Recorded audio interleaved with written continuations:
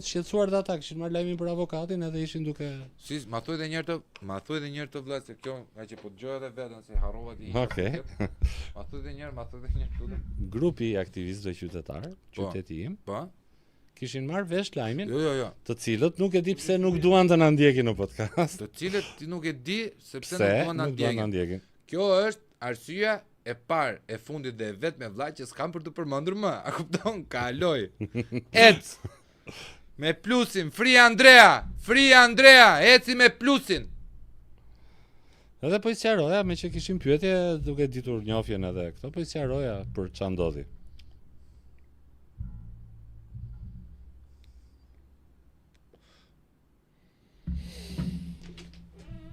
Jo. Erdhi?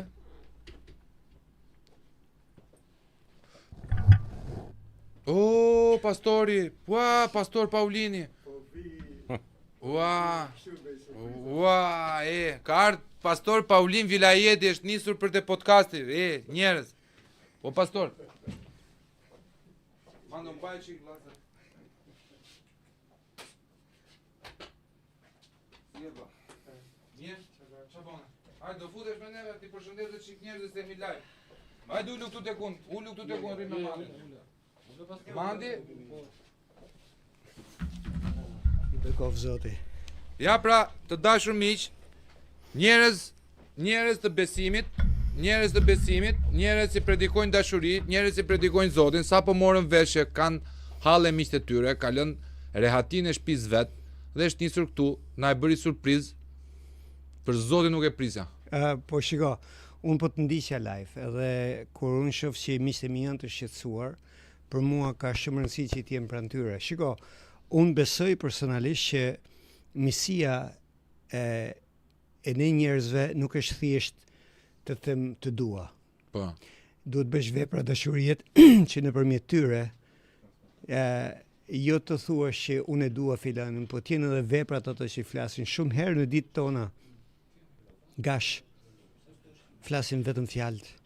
Po, vallai po. Edhe ne jemi në këtë situatë ku jemi sot sepse njerëzit janë mësuar që të rrinë në Facebook, bëjnë një koment dhe mendojnë se kjo është zgjidhja. Po.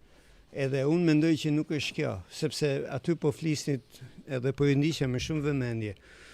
Unë e shoh shumë të rrezikshme kur ne nuk reagojmë sepse askush nuk ka drejt me na prek as lëkurën e trupit. Po. Njerëzve ja u çojnë thiken në palc dhe heshtin. Dhe kjo është mallkim. Dhe unë mirish duhet të them që e ndjej që ne shqiptarët jemi në një pushtet mallkimit shumë të madh. Unë nuk e di pse nuk çirohemi. Pse e kemi në dorë që t'i themi vujtjes jo, dhe e kemi në dorë që t'i themi të keqes ndal, dhe ne kënaqemi me të keqen. E shijojmë vujtin. Vujtin që, shiko, Bibla thot diçka që dua ta them se është shumë e rëndësishme.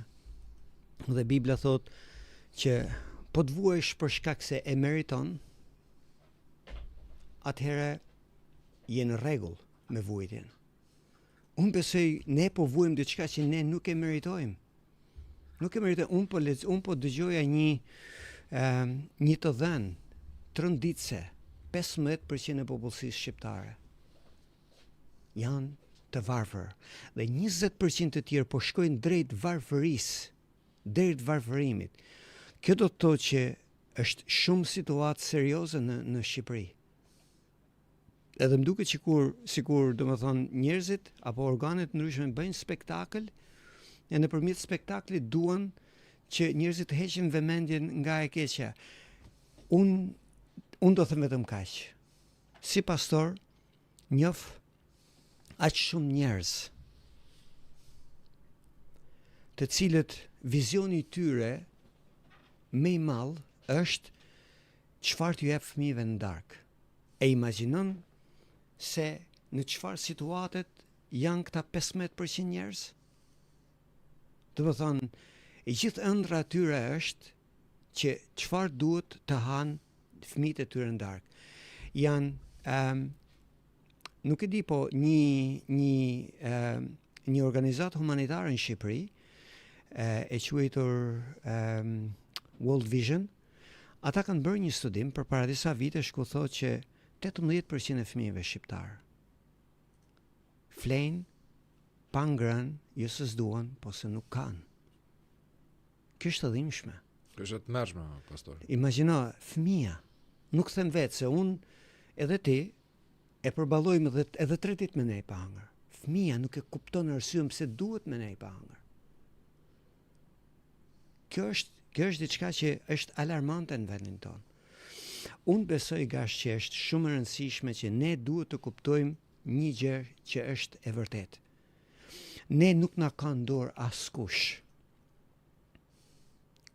Nëse ne nuk kuptojmë që ne kemi veten tonë në dorë dhe duke patur veten tonë në dorë, ne do marrim përgjegjësi për veten tonë. Po. Problemi është ne shikojmë veten gjithmonë në dorë të shtetit, në dorë të policisë, në dorë të gjykatave, në dorë të korruptuarve, në dorë të institucioneve. Ne nuk jemi, ata janë në rregull. Ne nuk jemi në rregull. Ne nuk jemi në rregull. Ne duhet të ngrejmë, nuk jam në dorën tënde. Ne duhet të ngrejmë zërë, ne duhet të ulë rasin. Po pse shikojmë të ndryshëm njëri tjetrin o pastor? Në çka kuptojmë se ne jemi të ndryshëm? Jo, e shikojmë të ndryshëm, domethënë sikur ndajmë interesat ndryshme, kur interesi joni për bashkët është të jetojmë mirë vëlla, gjithë secilin familjen e vet. Pra kur është e keqja tek unë, është edhe te ty. Po. Edhe pse nuk është drejt për drejt, po do të vi ty, se është duke ardhur për te ty, se më ka ardhur mua. Po Këtë nuk e kuptojmë se nuk kemi kohezion. Ne kena atë shprehjen që i tha po digjet fshati. Po. E kemi atë shprehjen po digjet halli mall. Po digjet kjo, po digjet ajo dhe në fund vetëm kur dosh vetë zinte çfarë jepte ai zotnia që ishte para me tregoi historinë e tij pastorit. Po. Është vërtet. Po kjo është e dhimbshme. Sepse unë duhet të reagoj, unë kam marrë këtu, sinqerisht, kur unë pash që ishe live, unë kam marrë këtu sepse pash që ishte në situatë që unë duhet jem në krahun tënd. Pik. Unë vi për këtë gjë, duhet të jem në krahun e mikut tim. Falenderoj shumë. Edhe për Zotin duke më ke prekur. po duke qenë në krahun tënd, unë nuk tregoj se jam burr i mirë. Unë tregoj, i duhet ju tregoj njerëzve që ne duhet të ngrihemi aty ku është prek tjetri, jo kur je prek ti. Kur ti shikon që jeta e tjetrit është vendosur në pikpyetje, ne duhet të ngrihemi në këmbë. Unë ndjej dhimbje. Shiko, kam 34 vjet që i shërbej Zotit në këtë vend. Po ta them Amin. me gjithë shpirt. Amin. Nuk e kisha menduar kur që Amin. Shqipëria pas 34 viteve do ishte në situatën ku ne jemi sot. Kur unë thoja në fillim viteve 90, ne për 10 vjet do jemi kështu të huajt, thonin na pëlqen entuziazmi jot. Nuk më thonin ja fut kot. Po kur më thoshin na pëlqen entuziazmi jot, mendoja që ata po thoshin, jam në rregull unë. Tani e kuptoj them vet. Nuk bëhen gjërat me entuziazëm. Do në aksion. Ne nuk kemi njerëzit e aksionit. Sepse ne na ka tulatur një sistem që na ka çnjerëzuar. Komunizmi e ka çnjerëzuar njeriu në Shqipëri. Do të thonë, edhe atë gjë që e ka emrin far njerëzore e ka helmuar aq keq sa njerëzit reagojnë vetëm te kafshata e gojës. I thash njeriu tim, pse shet votën? Pse shet mor votën, i thash. Më tha mua, Nipqa, e di si është puna, tha, se tregova që e kam edhe njeriu tim. E di si është muhabeti, tha? Këtu tha askush nuk bën gjë për ne, tha. Të paktën një herë në 2 vjet ajo marr nga 100 euro. I thash, kjo lloj mentaliteti tash të ka lënë ty pa rrugë ku ti jeton.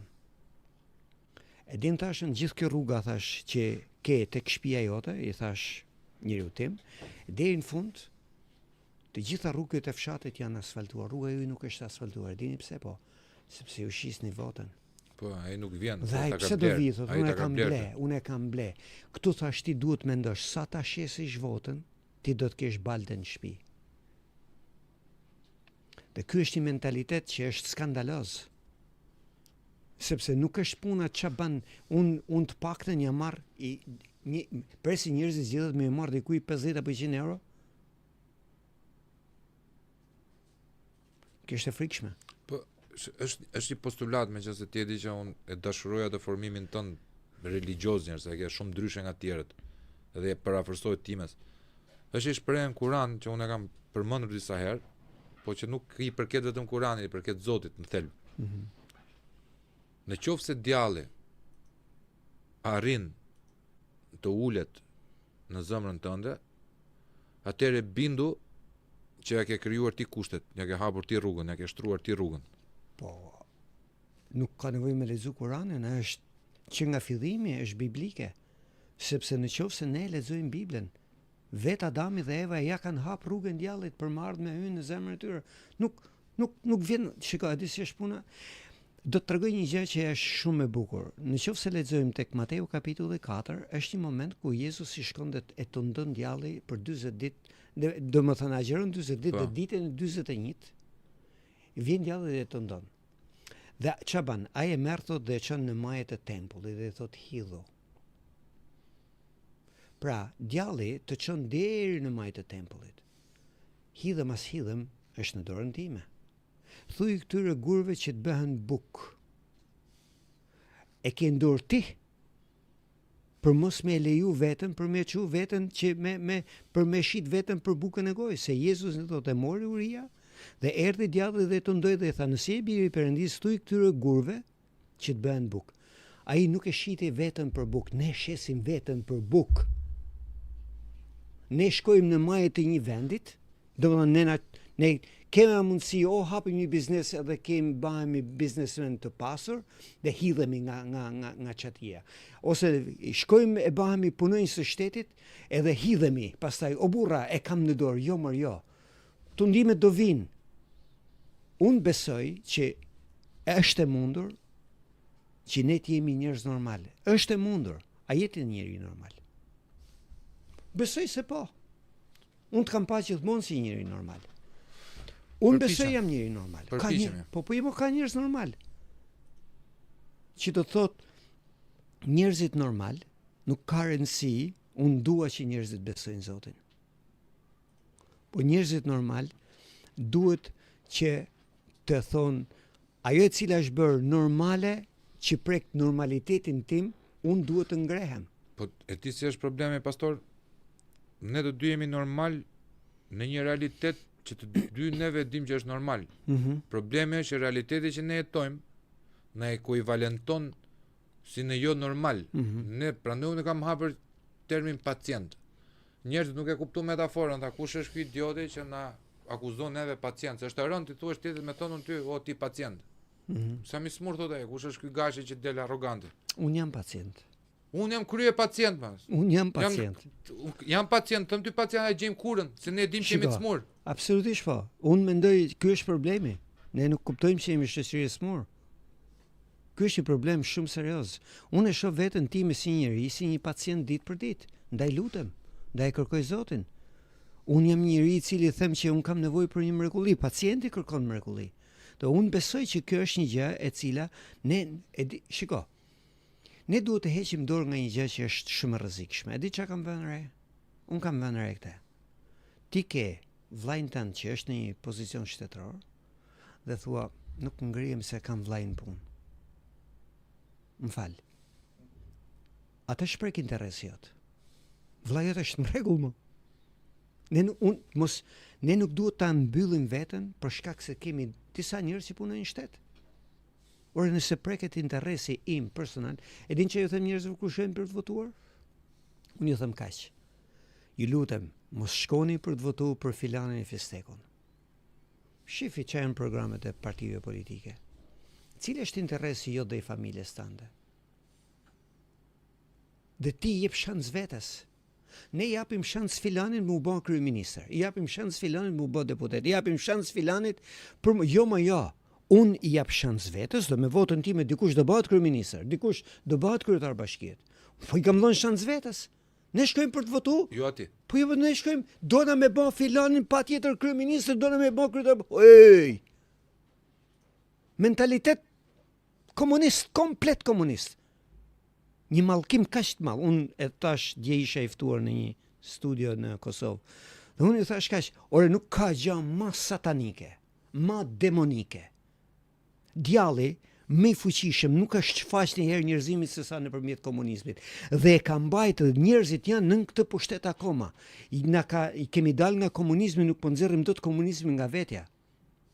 Është ajo shpreha famshme për izraelitët kur dolën nga Egjipti, po ishin 40 vjet shkretirë se hiqnin dot Egjiptin nga izraelitët. Po. Ne më duket do rrim 40 vjet kështu do ka sjell në shkretir. E vitin e 41 do hym tokën e premtuar. Unë mendoj e kemi në dorë për me thonë çoni mor, është toka e premtuar Shqipëria. Është toka e premtuar. Është toka jonë e premtuar.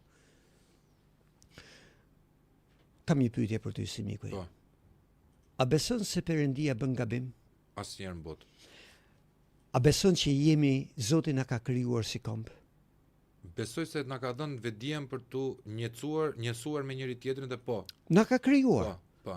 Na ka kriju shqiptar. Po. Ore nëse Zoti s'bën gabim, ai s'ka bën gabim kur ka kriju shqiptarët.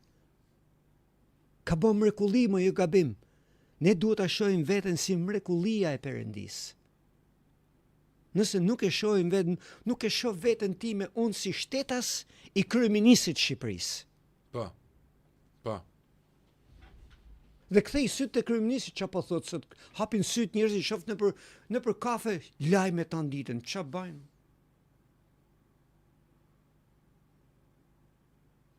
Unë nuk me sinqeritet nuk arri dot ta kuptoj këtë lloj mentalitetit. Sepse kryeministri është një njeri, siç jam unë dhe ti. Po. Dhe unë jam i bindur nuk është hiç më burr i mirë se sa ne. Vallai në jetë. Atëherë do të thotë, ne jemi njerëz të cilët Zoti na ka dhënë një dhunti, një dhuratë, dhe këtë dhuratë ne duhet ta shfrytëzojmë. Jam shqiptar. Dhe dini çfarë? Mua më dhem shpirti. Kur për arsye moshët dhe me çana shosyni, ne do shikojmë të tjerë që do sundojnë këtë vend, kur faktikisht Zoti na ka krijuar ne të jemi sundimtarë të Shqipërisë. Shkova në Çorovod, në një hotel atje, s'po e jap emrin. Kamarieri ishte nga Filipinet. Po. Edhe pyeta atë pronarin, thash, kam 8 filipinesa këtu, në Skrapar. Do në Sarand, ke parë në Sarand si? S'kam qenë Sarand ka vite. Është full. Shkova në Kosovë, unala tek është një kështu benzinato e madhe dhe ulem e pi kafe, autogrill, ulem e pi kafe atë. Edhe shkova tek me blej një çokoladë, ku dosha me hangër diçka kështu, edhe ishte një zonë e ulur, dosha me pyet për ku janë çokoladat, tjera ashtu. Excuse me sir, I don't know Albanian. E pash. Where are you from? Nga jetash. I'm Filipina. Atje në fund, në majët malit. Kjo do të thotë që shumë shpejt, me dhimbje, këta njerëz do sundojnë këtë vend. Absolutisht, do kenë drejtën e tyre, ata do sjellin njëri tjetrin, edhe do kenë përfaqësim politik. Absolutisht. Edhe ata do hapin parti politike, dhe me gjithë drejtën e botës. Absolutisht. Do kërkojnë përfaqësimin e tyre politik sepse ata janë taksapaguesit e Shqipërisë. Po ashtu do vinë edhe grekët, po ashtu do vinë edhe serbë. Po. Edhe do bëhemi një shoqëri heterogjene. Nuk jam kundra lëvizjes së lirë të njerëzve. Demografia ka ndodhur gjithmonë pas në çdo lloj epoke. Por unë nuk mundem që një ditë më shumë të shikoj tempo i budist në Shqipëri se sa të shoh kisha xhamia që i kanë tonat. Për mua do jetë absurde, por me dhimbje me çëm shohin syt që kur thon 20% e popullsisë po shohin drejt varfërisë ka fjalën për pensionistat. Po. Unë jam sot 61 vjeçëm, pas 3 vitesh edhe unë dal në pension. Me pensionin që do paguam unë edhe unë drejt varfërisë do shkoj. Po. 170 euro, po, 200 euro. Ja, i çik më shumë se. Edhe da shkojnë 220. Se paguaj taksa çik më shumë unë. Paguon çik taksa më shumë. Është të mëshme. E di se është problemi, pastor. Problemi është unë djem shpesh herë gjatë jetës time. Përse kanë arrestuar avokatën? Për filmim. Po filmonte policin, i cili ishte pa numër matrikulle. Po. Dhe e kanë futur nenin kundërshtimi uniformës blu. Mosbindje ndaj uniformës blu. Po ai ka të drejtë të filmoj kudo. Ja ka dhënë demokracia këtë të drejtë. Po që nuk pas kërkër kishë qenë kaq e drejtë sa për aq kohë sa të vjen ty një polic pa matrikull, mos harro, ne të betohet Po shpeni. pa numër. Ti e pe që neve u dyshojmë se mos ishte rrëmbim se ka ndodhur ajo akshit. Po. Tu është nëse Amerika flet për Epstein Files, tu do flitet për Rama Files. Do më kujtosh këtë mikun ton. Do plasi skandali i Rama Files. Do shikojmë satanizma që i kemi parë vetëm në Hollywood edhe në Netflix. Do shikojmë orgjira, e do shikojmë kurbane, e do shikojmë vrasje e rrëmbime për ça? Ose për kokainë, ose për para. Jo për nder. Jo për tecur para, jo për prestigj, për kokainë dhe para. Shiko, unë me qenë se nxorë këtë punën e drogës, Shqipëria është një rrezik shumë madh. Dhe për mua rreziku më i madh sot për sot për ne shqiptarët është droga. Në qoftë se njerëzit nuk e kuptojnë këtë, për mos me mbjell vetë njerëzit. Se din çfarë bëjnë njerëzit? Njerëzit thonë sa fitoj unë me 2 dylym tokë. Nuk bash kështu hesapi. Sa shkatroj unë me atë që po mbjell. Sepse nëse kjo gjë do vazhdohet në këtë mënyrë, Kolumbia e ka filluar thjesht që të ngrej nivelin e jetesës. Droga nuk ngren nivel jetese. Asnjëherë vetëm e shkatron. Droga është mallkim. Jo, është mallkim. Është mallkim, domethënë nuk mbjell drogë, ti mbjell mallkim. Dhe Bibla thot mallkimi shkon deri në trebreza. Se thot unë jam rregull, kam parë prej të herë, se ti që ke parë, a ke fëmijë? Jo, po si kam bën akoma, do kesh i ditë fëmijë.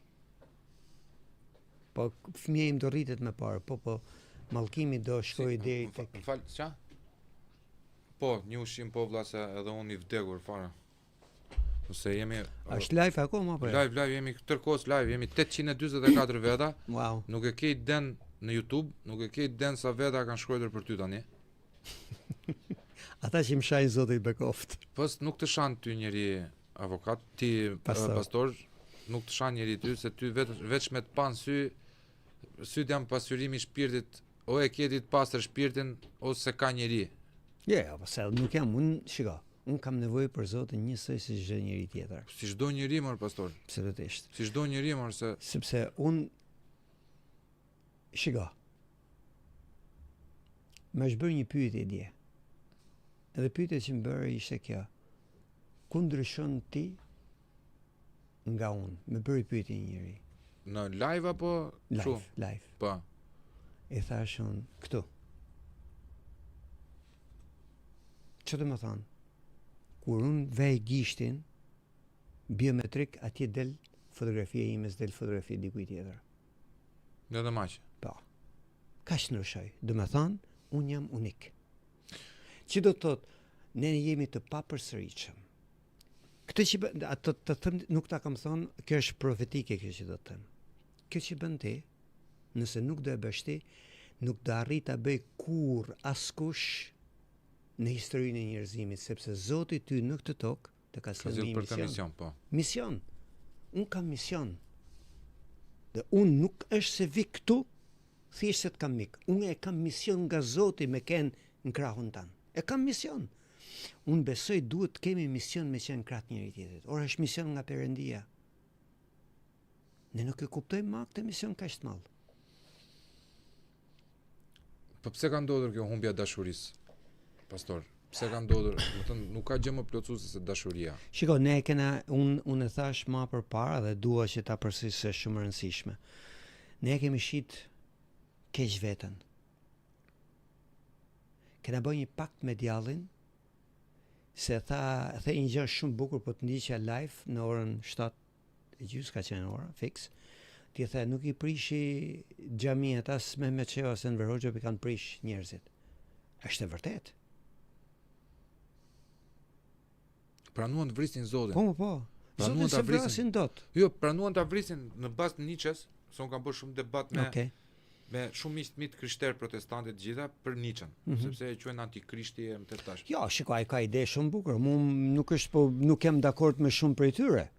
Ai është si puna e Machiavellit, ishte republikan, dhe tha, o vlla, unë jam me Zotin, po kjo puna me njerëzit bëhet kështu, o vlla. bashkohet Italia me gjakën, nuk bashkohet me Zotin, se Zoti po e ndajnë këta, jo Zoti im ndryshon nga jodi, Zoti im ndryshon nga jodi, po na e lënë në dorë, mendojmë një lloj edhe Zoti jon s'mendon një lloj. Sa aq kapacitet kemi mental, a kupton, shpirtëror. Po vetëm në Shqipëri e kam gjetur atë Nietzsche o vëlla. Prandaj dashuroj Nietzsche se ndoshta ka vajtuar për neve pa e ditur. Ka vajtuar më Zoti vdiq nga dashuria që kishte për njerëzit. Është e vërtet. Kjo është për ne ka biblike, profetike, Jezusi vdiq për dashurinë për njerëzit. Po ne pse e vram Zotin Allah? Pse neve? Shiko, atë them një gjë në se ne në fakt nuk e vram o pastor, neve zëvendësuam, a kupton? Kjo është më e kopshme. Më bëri këtë pyetje që bën ti, mua ma kanë bën shumë herë, edhe mua më një herë më shkon mendja te vajza e Billy Graham. Billy Graham ka qenë një ndër ungjilltarët më të mëdhenj të historisë njerëzimit. Një ndër 10 figurat më të shquara të Shtetit Bashkuar të Amerikës. Edhe kur ndolli sulmi në kullat binjake, Larry King, ndjes pas se ka vdek, ishte duke bërë edhe Larry King live në CNN. Edhe I tha, bëj një pyetje, tha, ku ishte Zoti, tha. I bëri pyetje Larry dhe ajo tha këtë gjë, tha. Ne I tham Zotit, tha, që nuk të duan jetën time. Na la. Nuk të duan familjen time. Na la. Nuk të duam biznesin ton. Na la. Nuk të duam në kombin ton. Zoti është I sjellshëm, na ka lënë. Ora na ka lënë Zoti se I kena thënë Zotit nuk të duam. Ne, si komp, kur nxjerrin ato përqindjet që thon kaq muslimane, kaq katolike, unë qeshi. E di si më kanë sulmu një herë, I thash, du me ken I mshirshëm që në Shqipëri ka vetëm 2.5% njerëz gjitha feve që janë praktikant. Në qoftë se ti bën korrupsion. Shiko, unë jam nën presion të njerëzve tërkohën që unë të jemi korruptuar. Dhe me sinqeritet po të them, kam vuajtur shumë herë, më është bërë pa drejtësi shumë herë, si pastor. Jam përndjekur shumë herë, për shkak se unë nuk kam pranuar që të bëhem pjesë e një sistemit që ka shkatëruar këtë vend. Ne jena aq të verbuar sa që ti bën detyrën që e ke me taksat e mia, dhe më e bën sepse ti paguash për këtë punë, në fus dorën në xhepet të merr edhe këto. Po për çfarë më vëlla? Ore, doli një herë para, nuk e një 20 vjet më përpara, më doli njëri në rrugë, një polic më nale, urdhëroi thashën. Tha, na jep një lek, tha. Po pse I thashën? Pa se kaq e kam rrogën, bën fal tash. Ta treguan rrogën para se me fillu punën apo jo? Po ma treguan, po pse kemi polic? Po rrogë vull, po pse kemi? Këtu fillon pyetja. Ka hyrë pra për Ai ka hyrë për me marr mua 5.000 lekë. Jo, thash nuk t'jap. Këtu nëse ne nuk heqim dorë nga ky lloj korrupsioni, se thon shteti është I korruptuar, shteti është I korruptuar, jo se është shteti. Jemi ne të korruptuar. Dhe edin që I thash njënit, dje në telefon, I thash, edin që është puna, kjo që I kërkon ti nga unë, I thash. Duhet të vetëm kaq, ti po prek lirinë e besimit. Si po prek po? Unë kam të drejtë të jemi krishterë. Unë kam të drejtë të jemi ndershëm, ma ka dhënë kushtetuta. Ti më vendos mua presion që unë më dhënë ty pare me e ban këtë, ti donë me prek ti unë s'lathash, nuk të lejoj të ma prekësh lirinë e besimit. Nëse ne shikojmë në këtë mënyrë, mua nuk të lejoj të më prekësh lirinë, dhe këtu maron çdo gjë tjetër. Nuk të lejoj të ma prekësh lirinë. Unë kam po them lirinë e besimit. Unë jam shqiptar, jam I lirë nga Zoti me ken shqiptar, edhe mos me besu Zotin. Nuk të lejoj të ma prekësh këtë liri. Nuk të lejoj, ngrihem në kam, bëhem copash.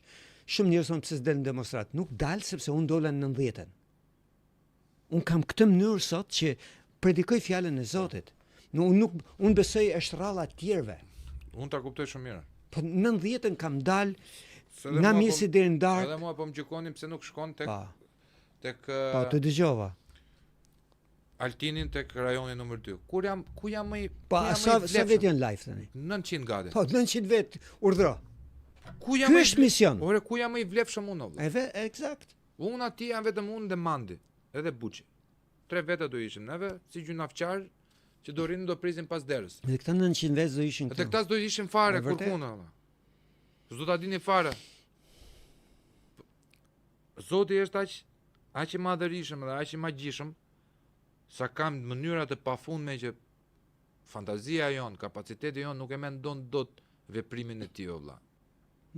Ajo që neve na duket e padrejt për Zotin, domethënë për Zotin mund të jetë gjë më e drejtë se e ke sot e pas 5 vjetësh, sot e pas 10 vjetësh, hedh rrënj.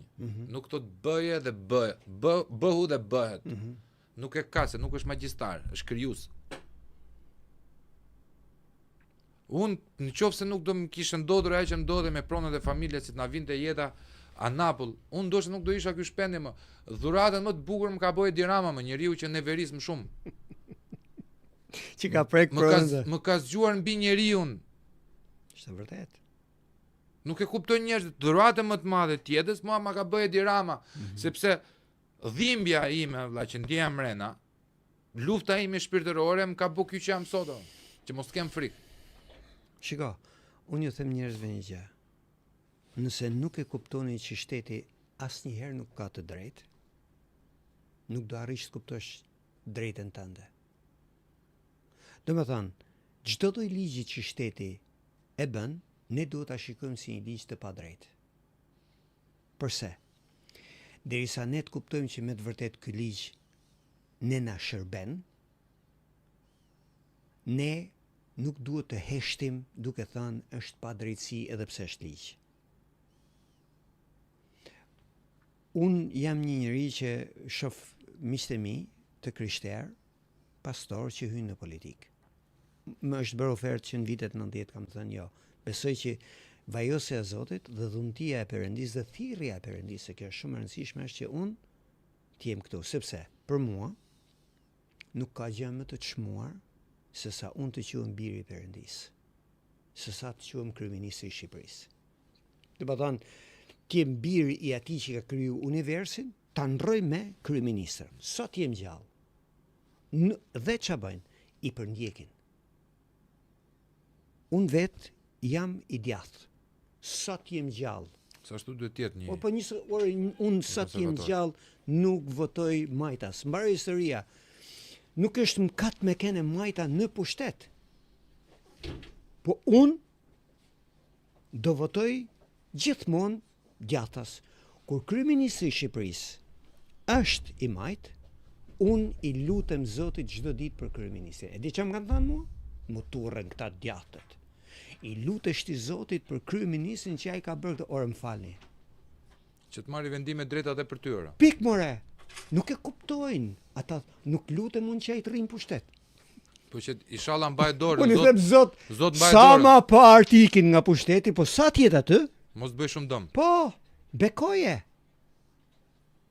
Njerëzit duan pa tjetër që... Po ke fuqi të në rastin se po tregojmë çik Malin tani. Të dua shumë. Ka ardhur avokati. Po kush është aty sa e vlerësoj unë.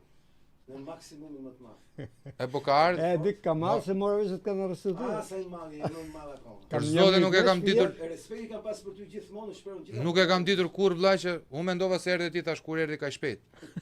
Kur shikoj pastor Paulinin, miku Truri vëlla, domethënë u çudita tash, edhe ma gaton një fjalë që ti do ta shikosh në regjistrim. Sot ka nevojë miku im për mua, dhe unë erdha këtu pa thënë fare. Është pikërisht ai pastor Paulin që jam. Hajde të respektoj pak tani se na ka ardhur. Ulu këtu te vendi im ti. Ka ardhur avokati dashur miq. Falenderoj shumë që ka ardhur. Falenderoj Zotit. Doli edhe Andrea. Hajde të pushim. Kjo quhet procedurë marketingu, kjo arrestimi sot. Po, na ka dhënë pik, na ka dhënë pik. Na ka dhënë